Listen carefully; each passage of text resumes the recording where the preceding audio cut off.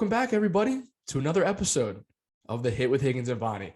I know it's been like 2 weeks since we put one out, but since we last recorded, I'm sure for all the people that keep up with our videos, you guys saw the video I did with Torts, who's the founder of Who's Drankin'. Guys, the merch is here, and it's awesome. I got all my new stuff.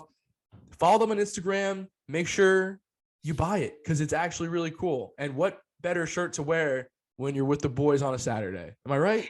I mean, that's what you want to be wearing. You know, no question. I'm going to get it out to Bonnie too. Bonnie's got to get his stuff. He's going to be repping Who's Drankin' all over Cleveland, all over the land. Yeah. Yes, you are. I know.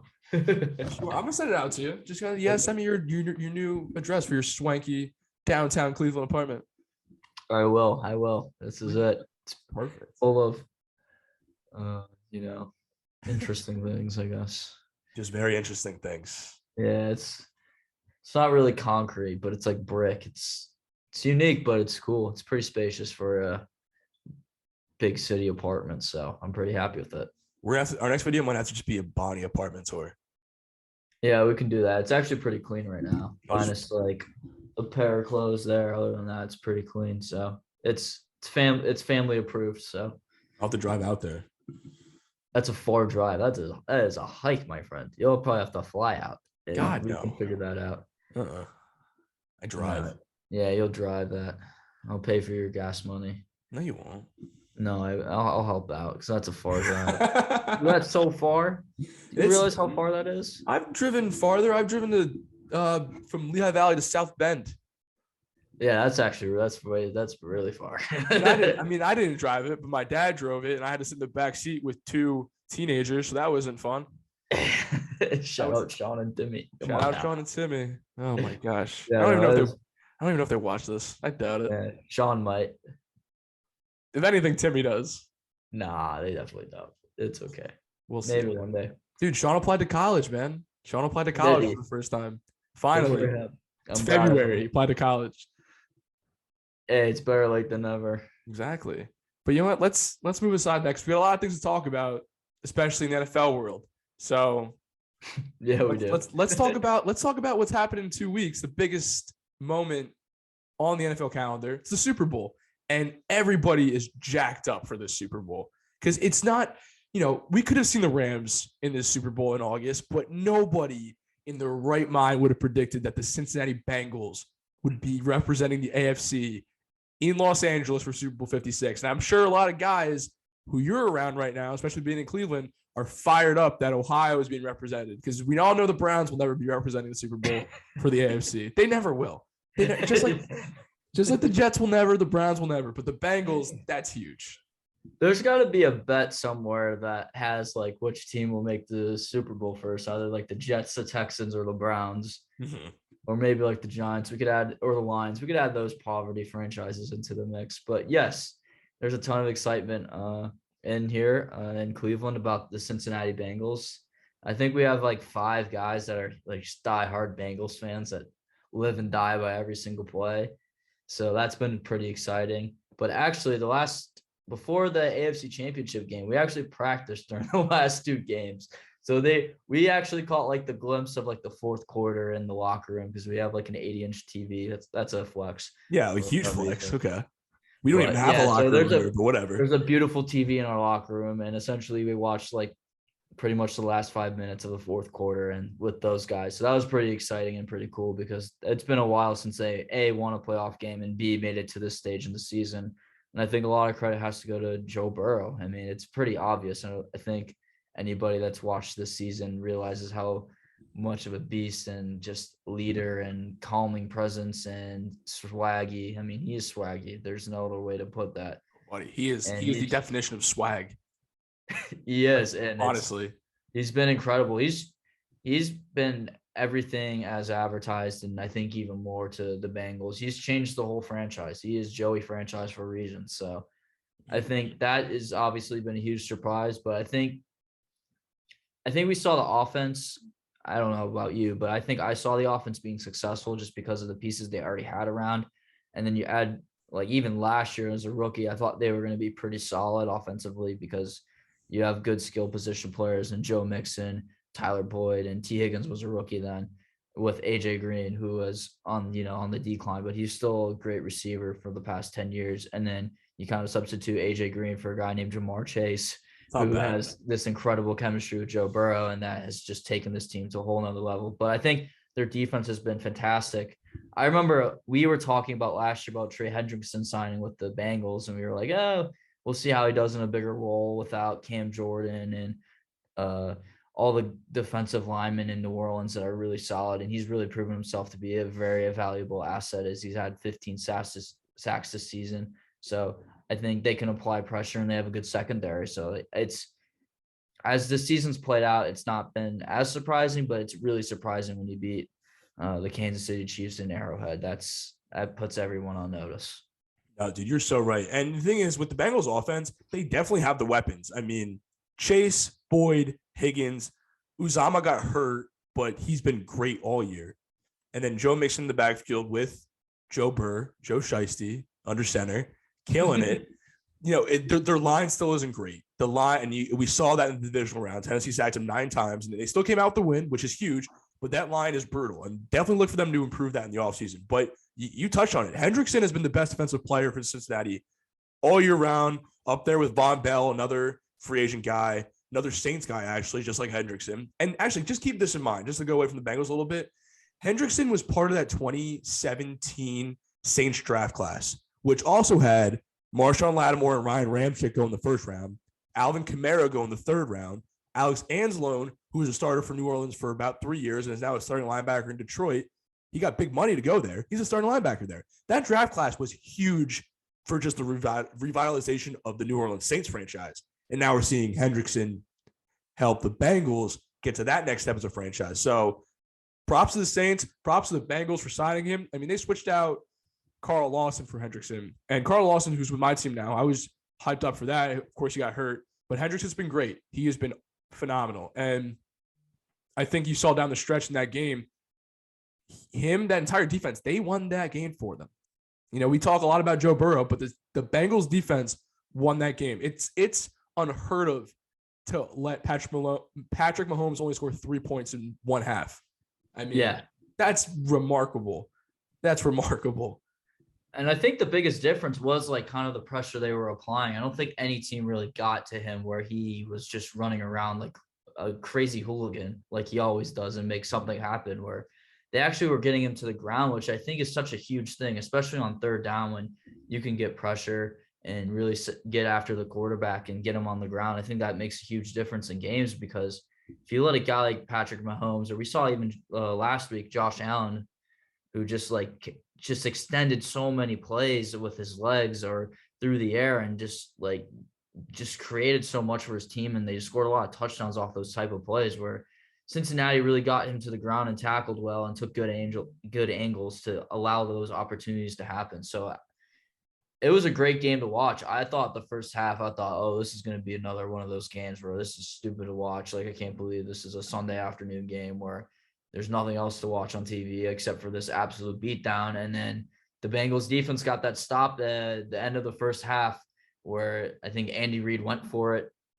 Yeah, right at the goal line. 5 seconds left, and Eli Apple makes a huge play, and that game just changed the whole momentum of that whole game. That one tackle where it's not 3-28, it's 20, or was it 28? Was it 21-3 at halftime? 21-3 at halftime. Or was it 10? I think they scored a touchdown prior to that. So it would have been 28-10. Oh yeah, it was 21-10 going into half. You're right. Yeah, so that was a huge play, and we were just like, they just stopped them, whatever. And then you just see kind of Joe Burrow start to do his thing, and the defense really stepped up. So I thought that was obviously way more entertaining than the NFC Championship game, which was an absolute snooze fest thanks to the San Francisco 49ers, who love to play an absolute snooze fest of football. But hey, that's the way they win. But they didn't get the job done this time, unfortunately. No, they didn't. I think not a lot of people, but for me, but that's okay. I don't matter in the relative scheme of the NFL. But that's fine, but you matter. First of all, you matter. well, yeah, obviously, but I was just Obviously. thinking the overall nation, they did not want to see. Well, maybe it would have been cool to have a Bengals San Francisco 49ers Super Bowl, because the last time the Bengals were in the Super Bowl, they did play a guy named Joe Montana who led them to another Super Bowl victory. And we all know that Jimmy G is right on par with Joe Montana too. So yeah, they're two peas in a pod. So definitely. Well, dude, the Bengals have been to 2 other Super Bowls in their lifetime, and they were against the 49ers. That's why I don't bet like a lot of lacrosse players do, especially on my team, but I would have put money on the 49ers to win just because I figured go with history. And and I thought 49ers defense would carry them to that game, and they could just ride along for, go along for the ride. Didn't know how to phrase that for a second. But no, Jimmy G proved in that game that he's just not the answer at quarterback. And they're gonna look to trade him. And now it's Trey Lance's turn to try and lead them to that next level. And honestly, when I think about that situation that's going to happen next year, I think a lot about what happened to the Chiefs in that 2017, 2018 kind of seasons. Because Alex Smith, as we all know, was a very good quarterback in the NFL, especially 2011 and after that. But the 49ers didn't go to a Super Bowl with Alex Smith. They went with Kaepernick. The Chiefs didn't go to a Super Bowl with Alex Smith. They went with Mahomes. So maybe that's what this team needs. They just need a dynamic guy under center. And we all know that Trey Lance is very, very dynamic.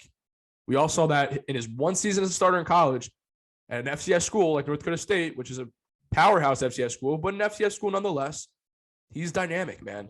He really is. So maybe that's what they need. Maybe that's the push that gets them to the game next year. But for now, we're all on the Rams. We're all on the Stafford train. And I'll tell you what, man, I would love for the Bengals to win. But if Matt Stafford got a ring 2 weeks from now, man, I would love that. That would be so great for him. He's gone through so much. Playing in Detroit for 12 years, man. It's just that's got to take a toll on you. Takes a mental toll. Yeah, it's like living in Cleveland. Am I right? Oh yeah, I mean, kind of. This is kind of terrible. No, but I'm sold on Matthew Stafford, but I'm not unsold as what everyone says how good he is. I'm not sold on that part of it, but I do think he's good, and he's definitely earned his colors this season as a really, really good quarterback. We won't go elite, but I think he's really good. He's really good. And I think that team has really put themselves in a position to win now. And I think it's pretty scary if you look into the future if they don't win the Super Bowl, because they don't have a first round pick for like 3 or 4 years. But they value veteran superstars over, rookie player trying to plug in and learn something. But that's worked out for a lot of other teams, as we've mentioned with the Saints earlier in this pod about how they added Marshawn Lattimore and the Wisconsin offensive lineman. I'm not going to try and pronounce to say his name, but that's okay. Yeah, that's okay. And other guys that they draft, Hendrickson and Anzalone, who's now on the Lions and Bengals respectively. But yeah, I think the approach they made to sign to trade for Von Miller and during the middle of the season and signing Odell Beckham Jr. is the reason why they're here, frankly. Mm-hmm. Robert Woods going down was a huge loss, and Odell has just been so productive for that team. And really a big reason why a lot of people that were contenders were like, hey, let's sign this guy and give him a chance to thrive with a competent quarterback. Let's be honest. And we can be frank. Baker Mayfield was not the answer. Yeah, and an organization that has heritage of winning games and tradition of winning games and being in contention for Super Bowls. Not saying that the Browns weren't in contention last year, but it's a little different when you are consistently at the top. And it showed that, McVay was right, that Jared Goff was clearly not the guy, which I think everyone saw, and that they needed to upgrade that position. And frankly, Matthew Stafford's been good. Has he thrown a lot of turnovers, a lot of interceptions, caused a lot of turnovers for himself? Yes. I don't think that's undeniable, but he's gotten the job done in big situations, and he's relied on has a really good defense to back him up. I mean, he's got one of the best cornerbacks in the league. He's got the best player in football and Aaron Donald. I don't think it's disputed. So yeah, if he doesn't have to play perfect, but he doesn't have to play great. And that's that's why this trade made so much sense and why a lot of people thought, hey, this team is going to probably make it to the Super Bowl, even with the Bucs returning everybody, that they were a favorite. They were going to contend, and really they caused a bad matchup stylistically for the Buccaneers. And you saw that in the regular season. And I think styles matter in these games, not necessarily kind of who won the first regular season game, but styles matter. And unlike this past time where the Niners were 6-0 in the last 6 games, the one time that they played, they won the important one. But I still think that the 49ers probably should have won that game if you look it back, because they dropped a huge interception in the fourth quarter that pretty much would have sealed the game for them. Although there were 7 minutes left, 8 minutes left, they would have just kind of pounded the ball and used Deebo Samuel in creative ways to where they probably would have won that game. But that was a huge drop by Tart, and he acknowledged it. But as a team, you have to move on from that. You have to find a way to make another play, and they just didn't seem to do that. And Cooper Kupp, who's been, I feel like, underrated almost.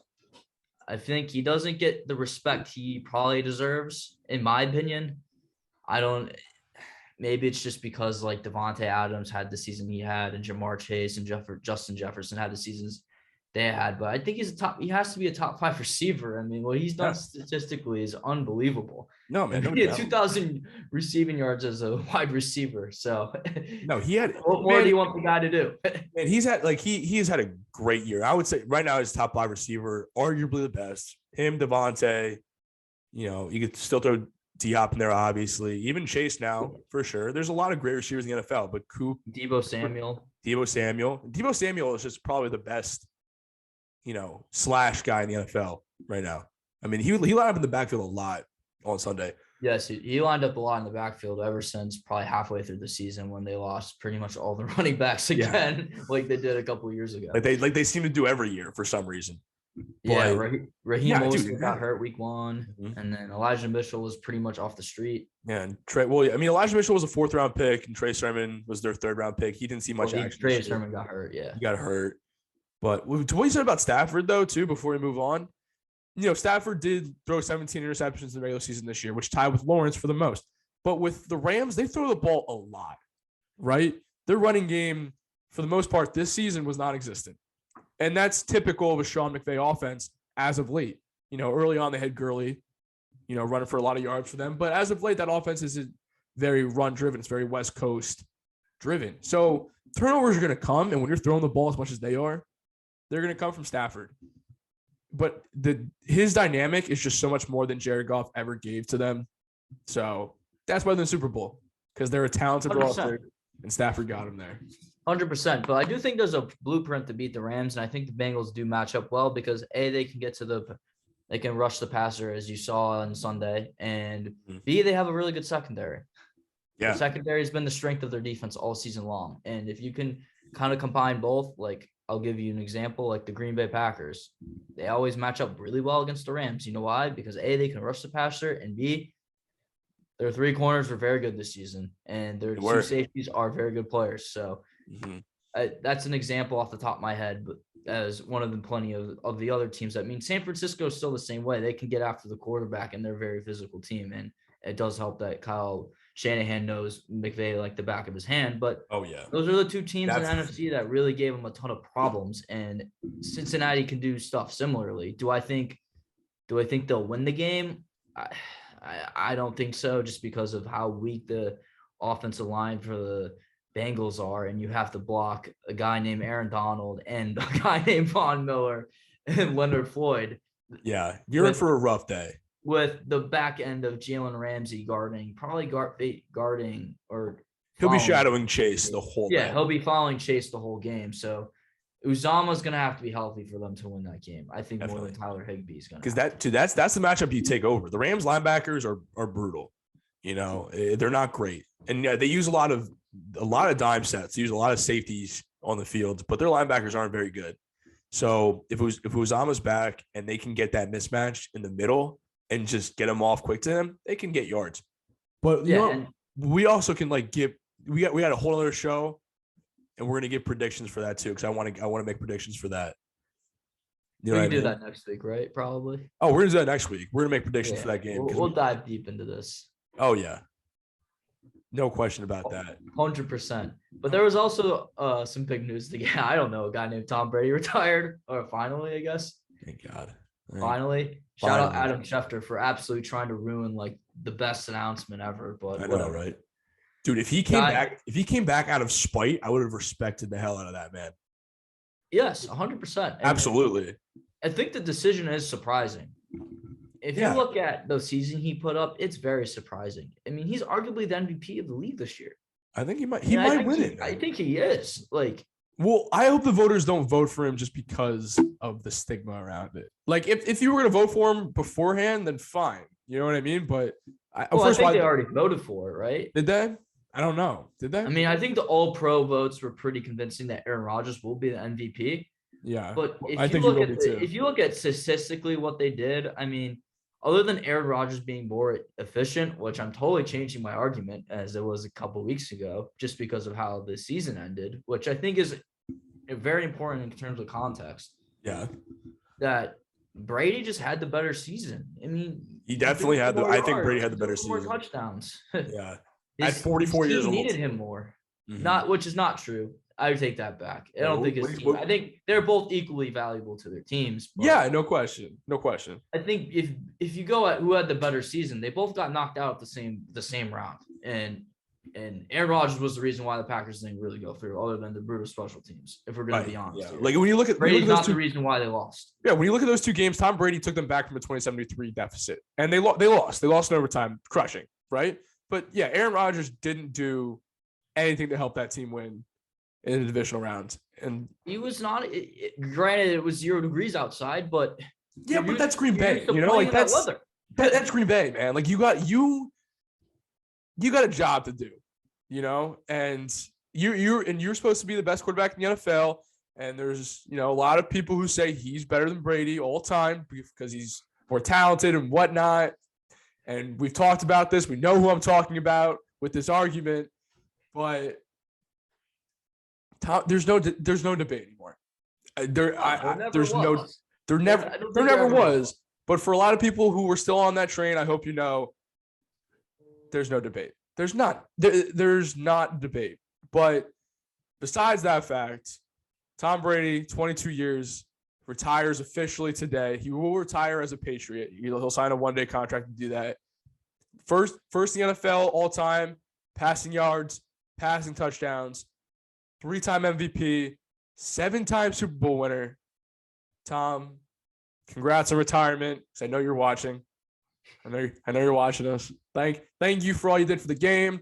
Thank you for making my life miserable for 20 years. You piece of garbage. I loved you and Ted too. Say hi to Giselle for me. That's all you have to say. I mean, yeah. He might be arguably the greatest winner of all time. Bill Russell. Bill Russell. I don't think he is, but you can argue it. You can argue it. No, he's the best football winner of all time. You know, I think he in sports history, he is on Mount Rushmore. In American sports, yes. In American sports, if you had to pick four people to be on that, you know, mantle, 4 guys, he's one of them. Yeah, I would agree. Mm-hmm. He's the best football player to ever live. Yep.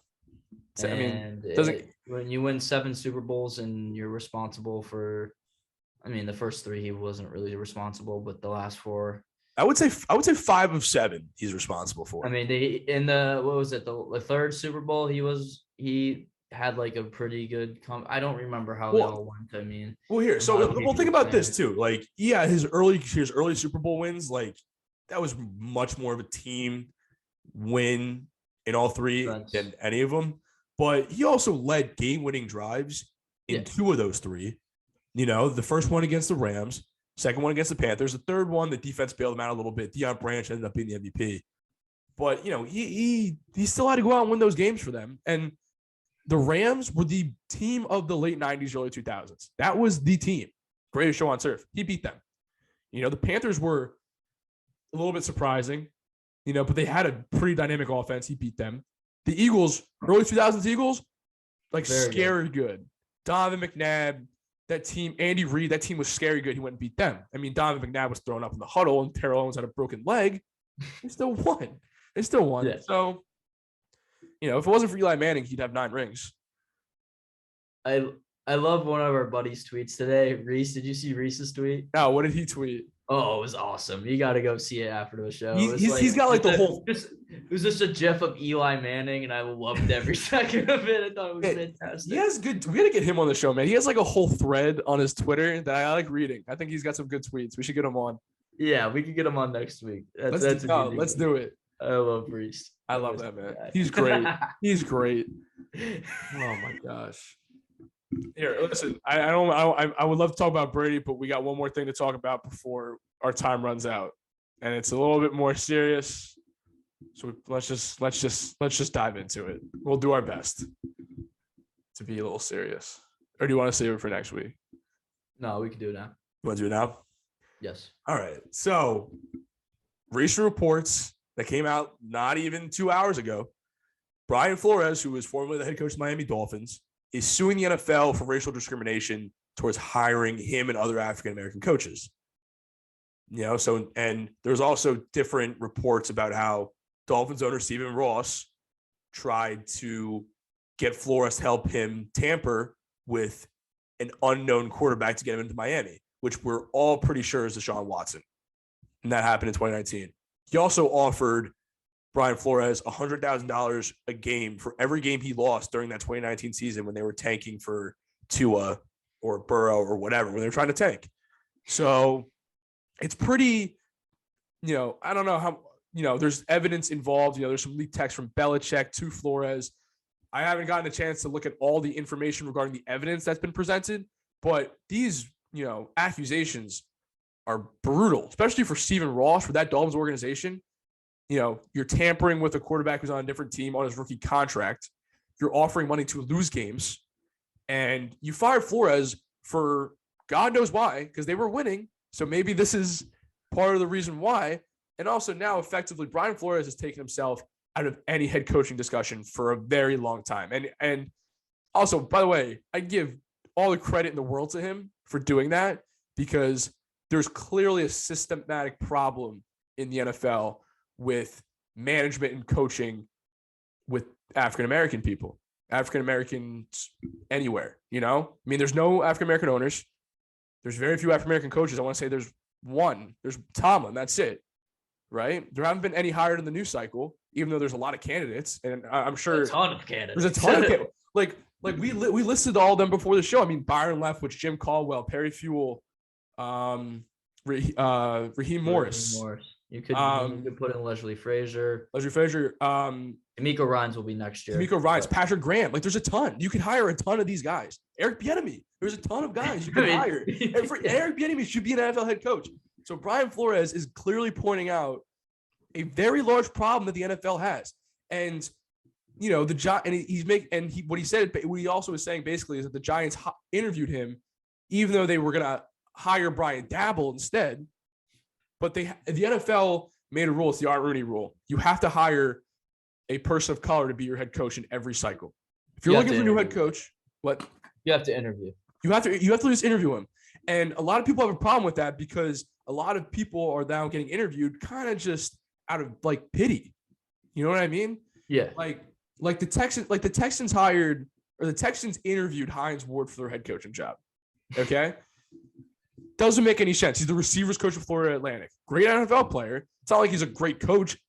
And I mean, not to my knowledge, but also he is of Vietnamese descent. So do we think about that at all? Like that he might have just been interviewed because he's a person of color, because he's not white? I mean, it's, and also it's a very tricky topic to talk about, because we don't know much about the situation right now. And, we're whites, but it's clear that there's a problem in the NFL that needs to be corrected. Yeah, and I think the text that you're alluding to with Bill Belichick were him congratulating who he thought was Brian Dable Right. before Flores even interviewed for the job. I think that's how the timeline is working. We could be wrong. We'll No, that's exactly what happened. There was Bill Belichick thought he was texting Brian Dabble allegedly, and was actually texting Brian Flores, and he was saying, "Congrats on getting the job. I heard it's done deal. You're going to be you're going to be the Giants head coach." And Flores is like, "Nah, this is Brian Flores. I don't interview until Thursday." And Belichick was like, "Oh, so sorry, my bad." Yeah, but that's a huge problem still. Like there's no integrity in the process, and Brian Flores is the most qualified coach out there. It's not even close. Not even close. But he won so many. He won so many games with that team, and a lot of coaches would not have. Yes, 100%. And that defense which is his baby, was the reason why. So we look at coaches across the league that, they're hired for a certain reason, because I gotta throw them under the bus. But the Chicago Bears and Jim Nagy? Matt Nagy. See, that's how important he is. Sorry, that was a really low blow for. He deserves it. He deserves it. But he was hired to coach offense, and you know what was bad? That offense. It's brutal. In the NFL, for the NFL standard, that was a bad offense. There's plenty of more cases. I mean, Joe Judge. Judge. Dude, that was a brutal stretch down the end of the year. That was not pretty. How about Freddie Kitchens? Kitchens, offense. Did not have a good offense. Adam Gase, for God's sakes. I mean, holy Adam Gase, hell. supposed to be an offensive genius. Guess what? That offense was pretty bad. Every NFL team is obsessed with hiring the next offensive genius after McVay did well with the Rams. That's what everybody wants, is the offensive genius. And it's just, you're not going to find that. Like, McVay was a fluke. He was an absolute fluke of a coach. Even like Kingsbury, everyone was dogging Kingsbury when he got that job. Like LaFleur wasn't very experienced. I mean, he was the offensive coordinator for the Tennessee Titans. That offense wasn't like world beating. No, they were. I mean, Kyle Shanahan obviously had the pedigree of his dad, but also he coached a team that made it to the Super Bowl and was up 28-3. Against a Bill Belichick Patriots defense that was pretty darn good. So a little bit. But if you think of those like offensive masterminds, that makes sense. But I mean, even as we just alluded to, some of those like LaFleur and McVay were just they weren't experienced, but they're doing really well. And Kingsbury was the head coach of a Texas Tech program that wasn't the greatest. Well, so I think Cliff Kingsbury's gonna get fired because I honestly don't think he's done a good job. I think that with the talent on that team, you could be doing a better job. And that is true. The NFC is very loaded. It is loaded. I'm not. I do think he's a great offensive mind, but I mean, there's so many guys that you could hire. I mean, Leftwich, Bieniemy, other than Flores, how the hell is Bieniemy not hired? Obviously, I pray to God it's because he doesn't want any other job except for the one in Kansas City, or a job where he's going to be in a great situation. But if that guy is not getting interviewed, or is not I'm flustered. I'm at a loss for words about how that. No, absolutely. Like the only explanation is that he is waiting for Reed to retire, which I told you I think could come in any day. I think it's very close. But yeah, that man should be getting interviewed. If Matt Nagy got the job after 1 year coaching Mahomes, and Bieniemy's been doing it for 3 years now, why has he not been He hasn't been interviewed this cycle, not once. And it's absurd. It really is absurd. It's crazy. The NFL has a problem, and it starts at the top. It starts clear at the top with the way these owners conduct business. And, you've heard some people in the past compare it to slave owners, basically.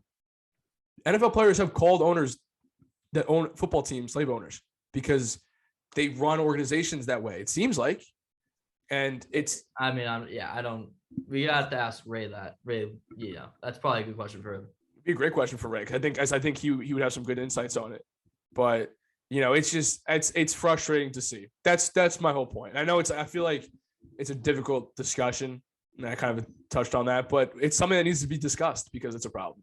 Yes, I 100% agree with you. And the fact that, I think Flores speaking out it can be comparable to Kaepernick. He's risking pretty much everything, and he does not have the sponsorship money from Nike that Kaepernick does, where he's going to be able to successfully live a life, or doesn't have a Netflix documentary that he can, at least like continue to live. Right. Like Flores is risking everything. He's risking everything, and he'll be fine. I mean, he's made a lot of money coaching the NFL. He's with the Patriots for a long time. He was the Dolphins for the last three. So, but also, yeah, you're right. He is risking his livelihood to speak out against this injustice that the NFL has brought upon the league. So I don't think there's any other good way to put it. It's absurd that if we look at the head coaches that were hired this cycle, I don't think there's anything wrong with Dable or Eberflus, because Eberflus's Colts' defenses have been very good. Very good.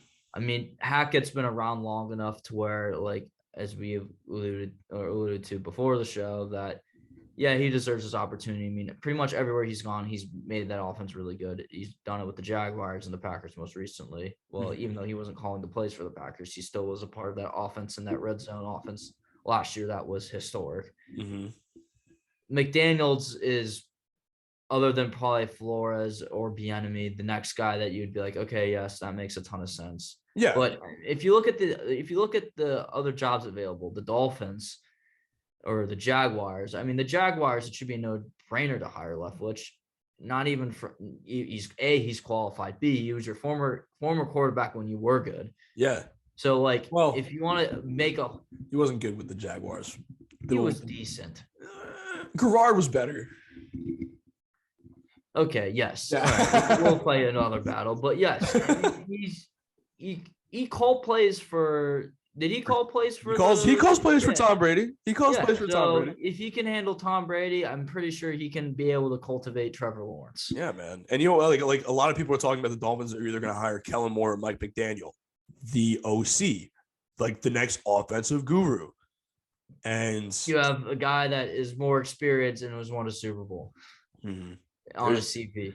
It's pretty crazy. It's pretty crazy to think that there's certain guys that aren't even being looked at. Like someone like Patrick Graham, who no one's really talking about. He's also just a great defensive coordinator. Maybe he's not a good head coach, but doesn't that deserve a look? He deserves a shot at least, right? Yeah. Why does that not bring him in at least? Fangio was hired as like a really good defensive coordinator at the age of 60. Like no one was really talking about him until like he was in his late 50s, early 60s. But like I feel like why not bring in Patrick Graham? Why not bring in someone like Raheem Morris was an NFL head coach. Perry Fewell wasn't. Leslie Frazier was an NFL head coach. Todd Bowles, NFL head coach. Bring him in, man. That's all. Bring him in for real. Hire some of these people because they're qualified. Some of the guys we just named. Like hire some of them. Not to say that, like you said, not that the guys who were just hired, they are qualified. And I really like the Eberflus hiring. I think it's gonna be great for Chicago. I like McDaniel hiring. There. Yeah, you have to hire towards your strength, and that strength has been the defense. That defense, when healthy, is very good. Mm-hmm. And frankly, they haven't had the offense to really. Wow, that was a hell of a voice crack. But they haven't had the offense to really kind of develop anything or be a team that is serious about winning anything. And that is pretty interesting. Okay, I got classes canceled tomorrow, and the university is closed on the 3rd. So that's pretty exciting. Got some snow coming? We have a lot of snow coming, but no school for 2 days. All right, that's a good way to start the night. But in all seriousness, I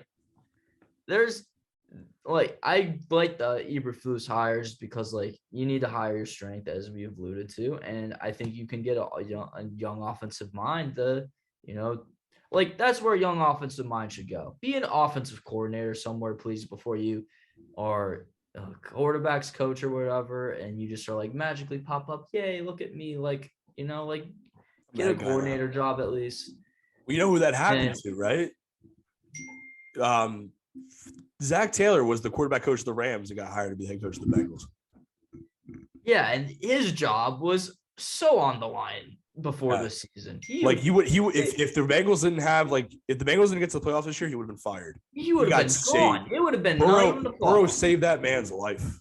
Yes, and I didn't think he was the worst head coach because frankly, he's dealt with injuries at quarterback, which is the most important position on a bad team. Mm-hmm. But still, like, he was going to be gone. You ask any Bengals fan before the start of the season, if they weren't competitive, smell you later. It would have been the quickest firing in NFL history. I was surprised he wasn't fired before the start of this year, to be honest with you. I thought he was done. Yeah, they were terrible. Mm-hmm. They've been terrible for so long, and then now he makes the Super Bowl. So, like, his job will be fine. And yes, him and Joe Burrow have a great relationship. But there's guys out there that should be hired. It's a non-negotiable. Like, if we want to put the blind resume out there, no names, and we go through these lists, which we can do, and we can have some random person come on and pick the best one. And guess what? If that person gets hired, then they get hired. Yeah. But it's ridiculous that there's only one black coach in the league, and that guy is Mike Tomlin, who is literally the model of consistency. And he's probably the second or third best coach in the NFL. Yes, the Steelers roster this year on offense, they had no business being in the playoffs. Big. If you have any other quarterback than Big Ben, then, which is his baby again. Yeah, defensive coach. Remember that. Nailed it. Former DC with the Minnesota Vikings. Or he got hired a long time ago as the head coach of the 2007, which is a blue blood. That's the best way to put it. That is a very, very blue blood NFL franchise. Oh, yeah. He took it over, and guess what? He's been very consistent ever since. So go ahead. He's the only one. It's ridiculous. Can you believe that the Steelers have only had 3 coaches since 1969, by the way? 3. That's mind-boggling. You want to talk about blue blood. Chuck Noll, Bill Cowher, Mike Tomlin. Each have won Super Bowls. 3 of them since 1969. That's it.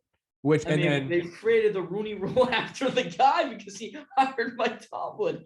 Yeah, exactly. Because the Rooney family were amazing with that, man. I mean, that whole family. It's getting better. In terms of assistant coaches, the pool that is available, I don't think that pool would have necessarily been talked about as much 5 years ago.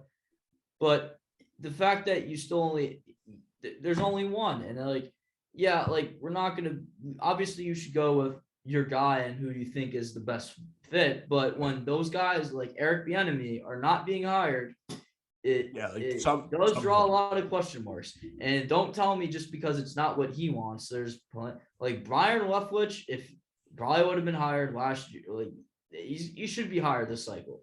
Mm-hmm. If we're talking about Kellen Moore getting a job, Brian Leftwich needs to be talked about before Kellen Moore. I'm sorry, but Kellen Moore did a good job with that offense for half the season. And I'm not going to be critical on the guy because he is a great offensive mind. And he was a big reason why they made the playoffs. But the times Dak Prescott played well was against NFC East teams. And guess what? That's probably the worst division in all of football. The worst division in all of football, no question. I don't think there's no debate about that. And McCarthy, and they blew that game in terms of time management, which is not Kellen Moore's problem, but he still was a part of it, and they did not know the rule. So McCarthy should be fired after that. McCarthy should be fired for that. He's never been good with clock management. No, he never has. Never. God no. And it's been the world of struggle as a Green Bay Packers fan with McCarthy. Do we need to go over it? Do we need to go through this pain? I don't think you do. I think you look worked up enough, Bonnie. I don't want you to have to go through all that again. Oh, we need to talk about the 2014 NFC Championship game. That's literally what I was just about to say. Special teams. That poor tight end, man. That poor guy. Yeah, that guy still gets bullied Brandon Bostic still gets bullied to this day about it. But I mean, part of it is just doing your job, but there's other ones though. The Hail Mary versus the Giants. What else? You have no excuse for that. You were 15-1, and you let mouth breathing Eli walk into Lambeau twice. Yes, they did. I love Eli. I just think that's my favorite nickname of all time for him. Just mouth breather. He just walks right. That's how he walks around. It's hysterical. Yeah, it's incredible. And that's why if Reese comes on this podcast, man, he's going to give me a world of hurt about just that. So, yeah, there's plenty of Mike McCarthy moments that I just couldn't take the Cowboys seriously because the Cowboys always coach or choke, and they don't always coach. They always choke. And then you put on the fact that Mike McCarthy, who is a great coach, he is a great coach. He deserves a lot of respect. He did win a Super Bowl, but he's not very good with time management. And you can't all put it on. You can put it both with this new found perspective over the past couple of weeks that, hey, maybe it was Aaron Rodgers and Mike McCarthy. Maybe it was both of them. It's a team game after all, right? It is, man. You're so right. You're so right. Well, also too, in opposition to that, Barry Switzer won a Super Bowl in the NFL. He's not a good NFL, great college coach. It's not a good NFL head coach. I feel like, Mike McCarthy is definitely like a good coach. He's like reliable coach, not a great coach. There's a lot of things wrong with him. But yeah, of course you saw that for 10 years. You saw that firsthand. Yeah, it was the writing was on the wall. So, and I'm surprised they have not. They have not fired him because Sean Payton's available. And well, yeah, no, that's next year. Payton. That's next year. Wait until next year for Sean Payton announcing his move to Dallas to be the Cowboys head coach. That guy is the most qualified coach available. Mm-hmm. Well, a lot of people were saying that he's like overrated. I don't know if I believe that. Because he didn't have a lot of playoff success. He only had the one Super Bowl win. I could see that. The strength of that team the past couple of years has been defense. Granted, it was limited by Drew Brees, who couldn't throw the ball down the field much anymore because his got old, man. Was reconstructed 12, 14 years ago, which is not an excuse, but if you get old and you have all that wear and tear and the reps that he probably took, and he's a professional athlete, so he definitely recovered it, and you definitely kept it at a high level, but you can only do so much when your arm is getting weaker and Father Time is saying, it's kind of enough it's enough. It's like Drew, it's okay, buddy. It's okay. You're good. Yeah. But I mean, that offense was still good. I mean, Michael Thomas who hasn't played in 2 years, the slant king himself. I can't understand that guy to save my life. I can't. He confuses me. The whole thing just confuses me. It's a lot like the Kawhi situation that happened a few years ago with the Spurs. They mishandled the injury or whatever, and now he's just sitting out because of it. But he's not playing. He hasn't been traded yet.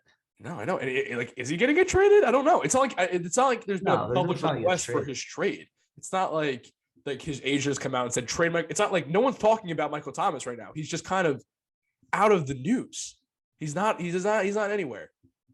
He is not anywhere. Which I think is a good thing. That's not a bad thing. Better off for him. It's much better. He hasn't done his job, but hey, it could be worse. It could be Antonio Brown. That guy's still this. Well, yeah, that's why Tom Brady retired. You know that, right? Because he knew he couldn't win a Super Bowl without Antonio Brown. So. Oh, Antonio Brown will be the first person to tell you that too. Mm-hmm. Oh, he needs help. I just feel bad for him. I think he just needs help. Yeah, ever since Burfict hit him in the head and knocked him out completely cold, the brain has not been the same, and that's sad. And it's sad, man. True issue. Dude, someone asked him that question, do you think you have CTE? And he started to give this very well thought out response, and then the CTE kicked in, and just made the most ridiculous response ever. It was. I'll have to find, and I'll send it to you. I can't pull it up here, but someone asked him, do you think you have CTE? And he's like, no, I don't think I have CTE. Receivers don't get CTE or something like that. And he was going to go, it looked like he was building into this very well thought out argument against it. And then he went up and brought up Vincent Jackson, who, if you remember correctly, killed himself because of CTE. I think either shot himself, drank himself to death. Good NFL receiver who died very young because he couldn't handle the CTE was overpowering him. So it was the weirdest response ever. And I feel like it's even more obvious now that Antonio Brown has CTE, and I'm concerned for him. As much as we want to laugh at him running off MetLife Stadium's field, ripping his clothes off and just, throwing up the deuces, whatever. I'm concerned for this man. I really am. Very scared. I think it's fairly obvious that he needs help, and let's hope he finds it. Hopefully, man. But I don't think there's an answer for it right now. There's nothing. There's no cure for CTE at this point. Just to stop playing football, basically. Yeah, it's the game, and that's something. Speaking of lawsuits, NFL's dealt with that lawsuit. I think the Kaepernick lawsuit, now the Brian Flores lawsuit. I mean, there's a lot of lawsuits they get. Yeah, and it seems like to be related over the same issue, doesn't it? Seems that way. Maybe that's your first sign that you need to change something.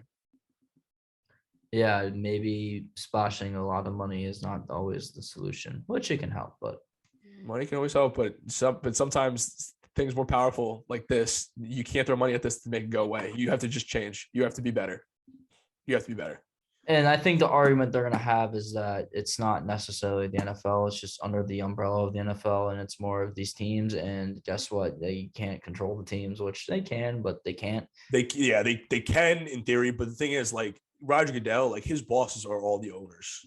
Yeah. Like the NFL runs. At the end of the day, it's a monopoly. It runs itself, and they own football, and they can do whatever they want with it for the most part. And it's, and that's something we talked about when we were talking about the USFL a couple of weeks ago, when they tried to sue the NFL because the NFL owned football in the fall, professional wise, so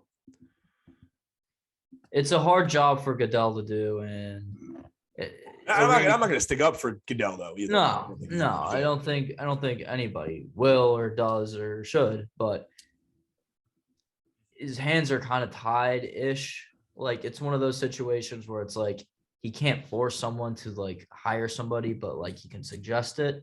Yeah, that makes sense. Like, but also I don't think any of these gentlemen that we're talking about right now want to be forced into a job because of race. Like they everybody should go out there and try and earn that job. And I feel like being forced into that would just feel like patronizing. Yeah, I feel like we should get like a sports law person on here to explain like what like this situation, but also like what Goodell can really do. Yeah, because there is a Rooney Rule in place, but at this point it's like it doesn't work. It's a joke. Systematically doesn't work. Yeah, so it's like, what can you do? Like, what is the fix? And I think if I had an answer, it would just success. And Mike Tomlin has been a great head coach. And probably one's just not enough for them to, look at. I feel like if there was more, but of course they just won't give him the chance.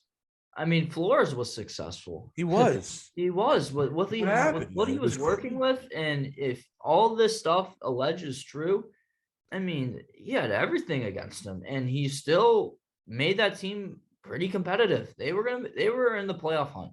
Mm-hmm. They were, and after starting the season they started 1-7 exactly.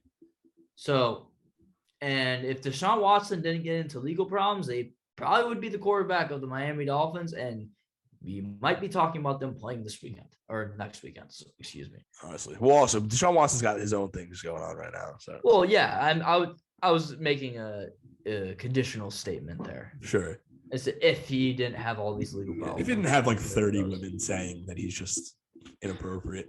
Yeah. Whatever, though. And also that needs like that's like been out of the news for so long too. It seems like people have forgotten about it. Like this happened like not too long ago. Yeah, I think it's the legal process trying to do its course, and it's a different world that we're living in. I mean, remember Kobe Bryant playing, the late great Kobe Bryant playing. Yeah, basically through that.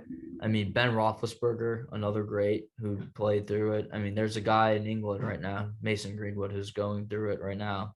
But that situation is really, really sad. I mean, if you want to look that up, I mean, it's a little mind-boggling. Oh, what's the name? Mason Greenwood. So basically what's happening is his ex-girlfriend posted like an audio recording of him basically like forcing her to have sex with him.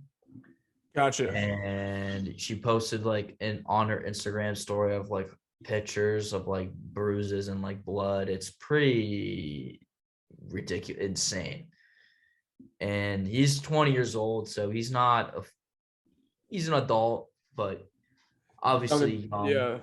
and he had so much potential to be like a superstar in the game. Like there was comparisons that he was going to be like the greatest Manchester United player, probably ever, one of the best ones ever in terms of like scoring goals. Like they were like, oh, this guy's going to break Rooney's record at the rate he was going with. And, this kind of just puts him in jail. I mean, he's in jail right now. Yeah, as he probably should, as he should be for something like that, man. 100%. And I'm not feeling bad for him. It's a really sad situation. I know. I'm not in any sense. No, I know. And it's really sad for her because it's like just to live with nobody should ever go through that. You combine that with his situation. He had the world at his feet pretty much. And, he practically snap of the finger. Well, multiple snaps of the finger, because this probably assuming this happened multiple times and they're coming out saying that this was like somewhat habitual and it was almost like life threatening in terms of like not attempted murder, but like intent. Maybe I think that it can be looked at that way. It's kind of like it's scary. It's really sad and really scary, but it's also a great lesson that like you should respect women. I think that's a pretty obvious one. Obviously, they're human beings. They breathe, and they breathe just like us. Like there's no like dominant one over the other. Here, but I don't mean to cut you off, but like that's for everyone who's still watching at this point. That's the lesson for today. We're all the same here. We're all just people. Respect one another. That's all we mean. That's all. Just respect each other. It doesn't matter. It does. It can just man. That's the lesson for today, everybody. Maybe we will clip that one up. We should respect everyone. Clipped right now. That's on the page. Today's lesson: respect everybody. To quote Jackie Moon, everybody love everybody. All right, please. Yeah. So much easier. The world would be a better place. Yeah, but Yeah, so I mean it's happened to him. It's a good thing. I mean, I think accountability is needed in pretty much every facet of life, and it's a hard lesson. And he's not going to get a second chance, I don't think, unless somehow this thing gets settled. Which I don't. It's getting worse and grimmer every day. So it's just a real sad situation. And yeah, like the Deshaun Watson thing, that's really bad. It's not great. Even if it's like, I feel like sometimes it's fake, which we're not going to get into the whole politics of that. Sometimes, the thing is, like, sometimes it can be fake, but also when 29 different women come out against you for it. Yeah. That's where you probably have a habitual pattern of behavior. Yeah. When I think about too, like, I don't know if you know the story, a guy named Brian Banks, who is a 5-star recruit coming out of high school, linebacker. And he was put in prison for 3 years because a girl from his high school said that he raped her. And he was out of prison. He went for a decent amount of time, came out, trying to get his life started again. And he got a Facebook message from the woman asking to meet up. And he was like, okay, this is my chance here. And he got her on camera or on audio saying that she made the whole thing up for money because she got like $2 million from the school district. She got millions of dollars from the bank's family. And she was put in prison for it. So like, yeah, it happens. And when people lie about things like that, it makes it worse for other people then coming forward, but also in the case of Watson, in the case of Greenwood. Yeah. Greenwell, when you have it on video like that, something like that happening, or it's multiple different women coming out against you, it's a little harder to say, oh, well, I'm sure it's not true, because it's like, it seems pretty obvious at this point. Yeah, there's intent, and it's like that's the only way that women can really even like get somebody to listen to them, because it's like, I mean, like the culture that we live in, it's not always forgiving for that. And yeah, I think it's sad all the way around, and you wish this stuff would never happen. And it's hard. It's just asking for help, and that's a very hard thing to do. Mm-hmm. Oh, man, I feel like pretty somber now. I feel like, let's. We got serious. We got deep. You said, "Hey, are we gonna get serious deep, today?" Man. But like those are important things that people should be talking about. Like these are things people need to discuss, and hopefully, people can learn from us. Just shooting the shit about it. Not even us. Just I think in general, looking at the lessons that are learned. Like yeah. the greatest way is to, open your ears and, learn from other people Absolutely. mistakes and hopefully not do them. And if you make those own mistakes and then learn from your mistakes and hold yourself accountable, which is a hard thing to do because it's not like you don't want to like physically hurt yourself or physically do anything like that, but you want to like make sure you learn the lesson and you don't learn it again. So self-growth, very painful thing, but it works. It does. Oh man. It almost gives you self-confidence problems, but hey, you'd rather have that than do something that's harmful, not only to yourself, but to someone else. Mm-hmm. Absolutely, man. All right. I think that's a good place to wrap this up. I think that's a good spot, right? Yeah, I think so. It's not bad. It's good enough. If you guys are still watching, thank you for tuning into another episode of The Hit with Higgins and Bonnie.